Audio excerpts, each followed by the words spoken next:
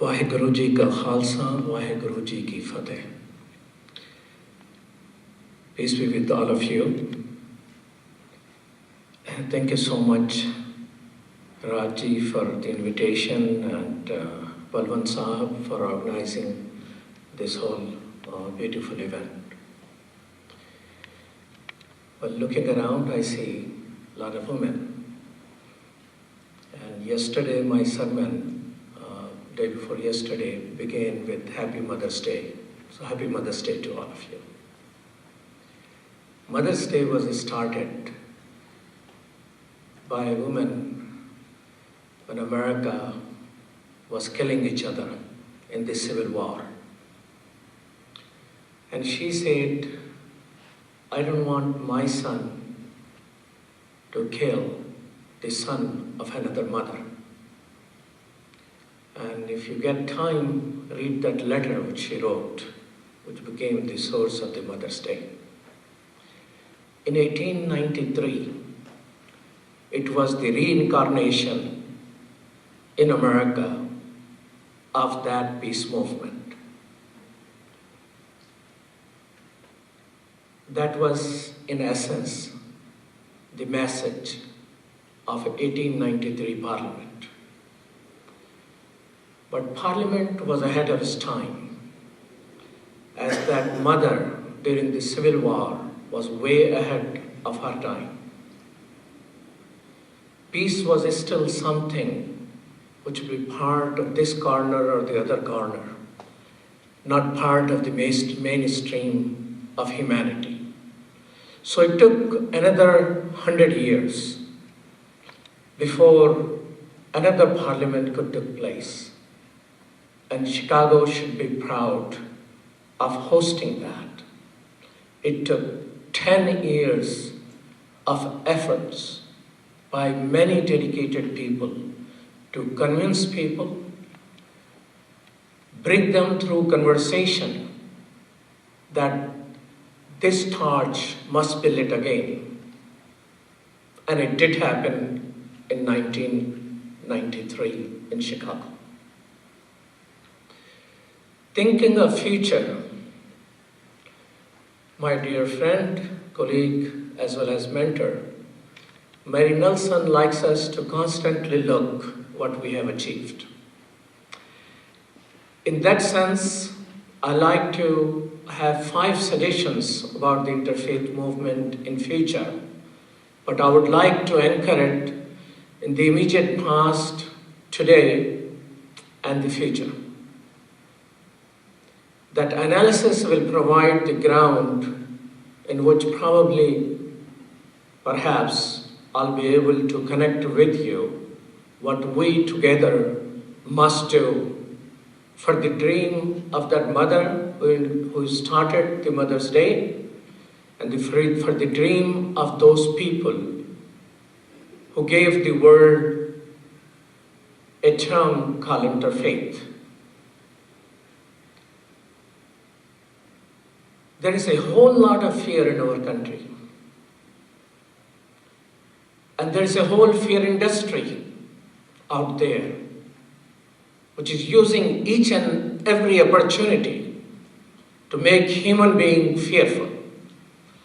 And a lot of it is grounded in the future, in the fear of the future. As America, because of its strength, because of its beauty of diversity, because of the lessons which we have learned after a long time after we eliminated the original people of this land, that how humanity must be together. That lesson learned have brought the strength of humanity to America, which is the diversity. And in 20 or so years, it is projected by our Census Department that we will achieve the real fruit of that humanity, that America will be more like a world. But some people have fear of losing power as people of world will become, in a way, a numerical majority. Based on that fear and fear industry and machine, last year, close to 20 million people purchased guns, and those were with permission of the FBI or the procedure, legal guns. And that is 10 times more than what happened 4 years ago. So fear, instead of welcoming the diversity, embracing it. Diversity is going to be as American as apple pie, my dear sisters and brothers. We can embrace it, we can welcome it, and we build on it. As America needs market share, investment in the world, we have people of the world right here. No other country has that. We have people who know languages of the world. We have people who know religions of the world. And all of that could be strength for our country. So you can take that as a fear and for fear machine, or you can take as a strength and build on that. So this is one very important factor which is going to be defining how America moves forward. And I have something to say what interfaith role should be. The second factor deals with the past. In the last 15 years, essentially our country is responsible for that, but many other people. War, terrorism, and hate has taken close to 2 million lives in Iraq, Afghanistan, and many other places. We now know, but 15 million people have become refugees. It has unleashed a whole cycle of war, terrorism, and hate. I consider all three to be a connected evil triplet. What faith and interfaith is going to do about it? And the third thing about today and future is that world is no longer a village here and a village there. We have something called global village. In that global village, people could be connected, but people of goodness with their love and energy can really have a true chance of winning the world. That globalization is here. It is not going to disappear. So based on these three trends, I have the following suggestions. First thing is about our faith. You heard some people talking about their faith. This is an element of interfaith community. We have coined this trend that it is the people of faith who tell others what is their faith, not the other guy sitting on a TV and reading something. It's something the world has achieved through interfaith, that true representatives speak about their faith and you hear them directly.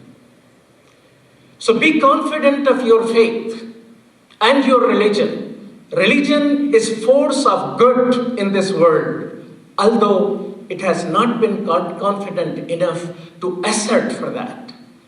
Before all the armies and our forces showed up in the aftermath of the Katrina, it were the people of faith communities who were reaching out and taking care of people for several days before any government. We are the first responders. We are the people who run the largest number of shelters.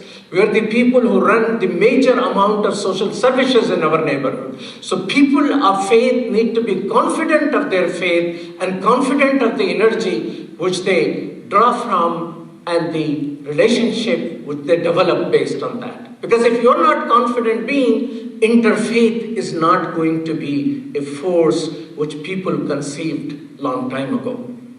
Second thing I like to share with you and request you, is the connection and interconnectedness. We always, and all faith tradition has text to tell you that relationship with God in worship and relationship with the creation of God in service are twin pillars of faith. We have a whole chapter in Quran just dedicated on these 2 points. But that connection with humanity should not be limited to those who care for you or those who are connected with you, who are already on your side. people in each tradition have people who are not firmly based on the middle path of their faith. They may be here and there, and sometimes they fuel the negative things because of which faith gets the blame. How are we in communication with them? How are we in dialogue with those difficult conversations? That is a responsibility which interfaith must encourage all faith participants to pay attention to, connecting and dealing with those who may not accept the main charm of each faith, which is the connection which we are here about. The third request I have, and I submit that, and I have two more to go, and that is because for the future of interfaith, which must be very important. That is the guiding institution. When 20 years ago, the Parliament of the World Religions once again took place, and thank God after that it continues to take place. And here is our firm commitment from the Board of Trustees of the Parliaments of the World Religion that tradition of the Parliament is going to be stronger and hopefully more often, because the world is moving on a faster pace, so we cannot be moving just on the pace of once in 5 years. In the second Parliament there in Chicago, we committed to the guiding institutions that our message should not be limited in this beautiful Gurdwara. It should not be constrained within the physical parameter of the Guru Granth Sahib. This message is for the humanity, those of faith and those who are not quite connected with the faith. So how do we connect with the guiding institution? Guiding institution is the media. Guiding institution is our civil servants. Guiding institutions are our business people. We, faith, represent a whole lot, but within each faith community, those guiding institutions representatives are there. Are we thoughtful enough, thinking enough to connect to the guiding institution? And the last, where I would like to conclude, my dear sisters and my brothers, going back to the Mother's Day, when that great mother realized her motherhood must not be limited to her son. Say, why my son has to take life of another's mother's son? The same message was born in 1893, that people of faith must talk to each other. An interfaith movement was born. That interfaith movement is continued to grow.